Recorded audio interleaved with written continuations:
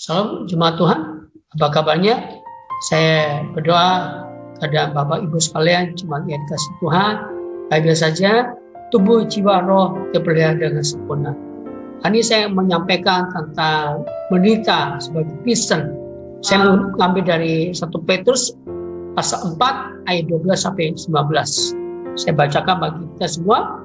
Saudara-saudara yang terkasih, janganlah kamu heran akan nyala api siksaan yang datang kepadamu sebagai ujian, seolah-olah ada sesuatu yang luar biasa terjadi atas kamu.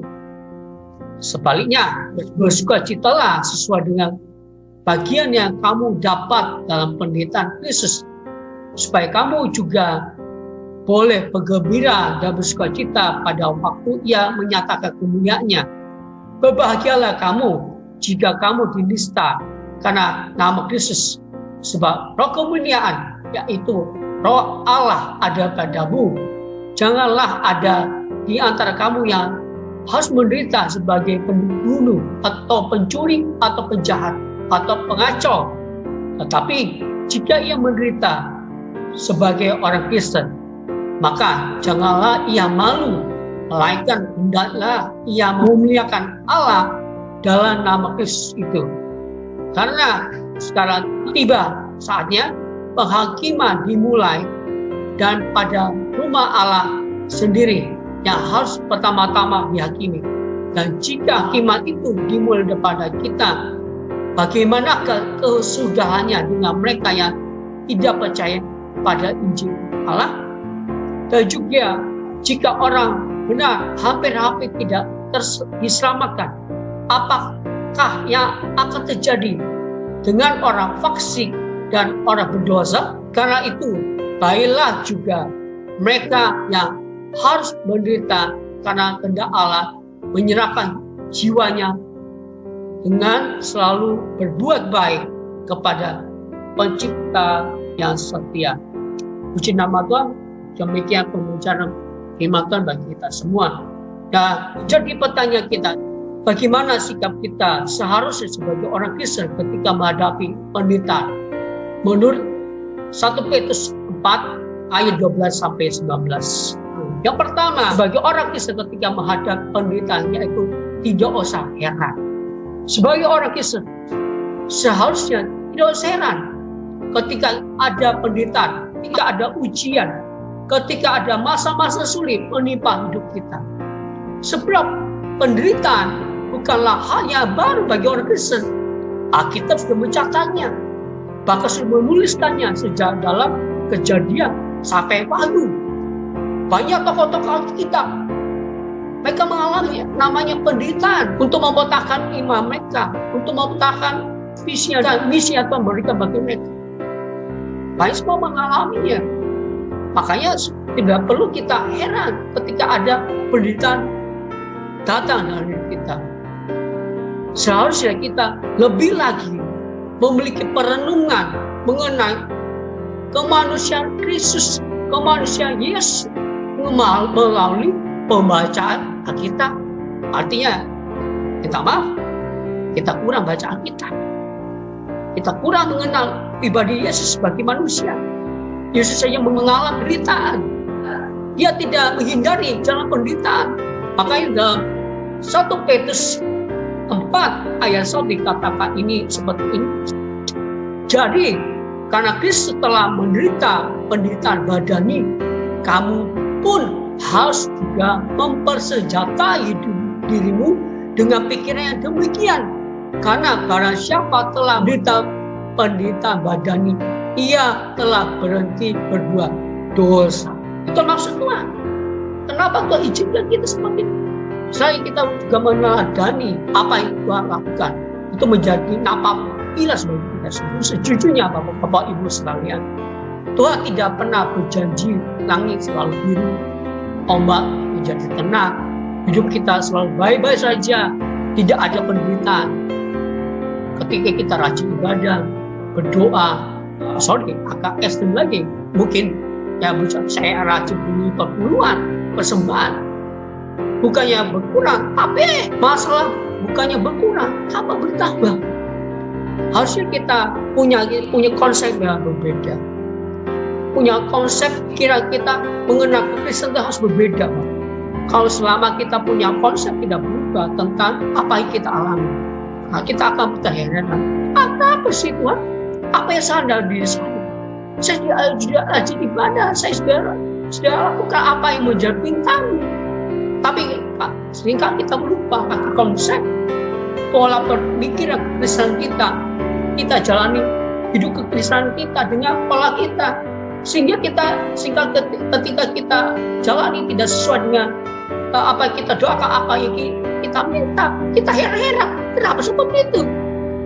Pertama kali ubah konsep pemikiran kita ketika kita menjalani hidup kekristenan kita. Tuhan akan memakai pendeta ini sebagai alat pembelajaran agar kita sepakat dan selaras dengan kehendak Tuhan. Itu yang menjadi poin penting kita. Yang kedua, Bapak sekalian, dalam ayat 13 dan 14, bersukacita dan berbahagia. Ketika kita mengalami penderitaan sebagai pengikut Yesus,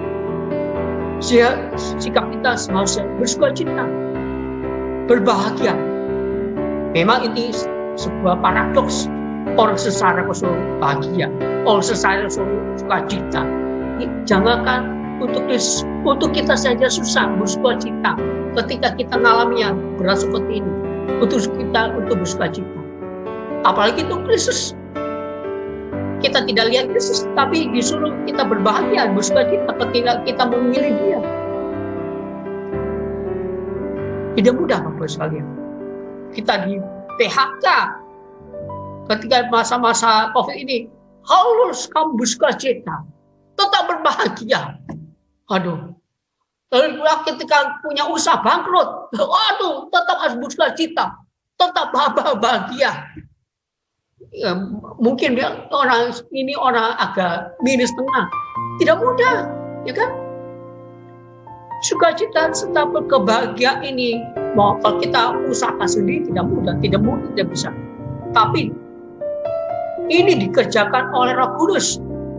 Roh Kudus ya Roh Allah yang berdiam dalam hidup kita. Ketika kita sepakat dengan kehendak Tuhan, kita bisa bersukacita, kita bisa berbahagia. Ketika kita dinista, ketika kita mengiring Kristus, kita tetap tersenyum, kita tetap bisa sukacita, berbahagia. Saat penderitaan, jangan berhenti untuk tetap bersekutu dengan Roh Kudus. Itu pesan saya, bersekutu dengan Tuhan. Supaya itu kita tetap bisa bersukacita dan berbahagia. Itulah sumber kekuatan kita semua. Yang ketiga, coba kita lihat di dalam ayat 15 dan 16. Tidak usah malu. Kalau kita malu, kita membuat kejahatan, kita pencuri, kita perampok, kita pembunuh, itu layak malu, ya kan? Tapi kalau kita menderita, tidak usah malu. Oleh karena Yesus tidak usah malu sebagai anak-anak terang. Hidup kita pun harus terang. Artinya kalau kita malu, ada sesuatu yang kita tutupin, ya kan? Ketika Adam dan Hawa jatuh dalam dosa, ketika mereka sadar mereka jatuh dalam dosa, mereka sembunyi. Kenapa? Malu. Yang mereka sadar mereka telanjang. Sama seperti kita, hidup Kristen kita. Kalau kita menyandar nama Kristen, Kristus, pengikut Kristus, tidak usah malu. Hidup kita harus otentik, apa adanya, terbuka, original, jujur, sebagai suara tanya terbuka bagi Kristus. Sehingga orang lain ketika melihat kita, mereka melihat Kristus hidup dalam kita. Tidak ada kepalsuan. Yang keempat, ayat 17 dan 14.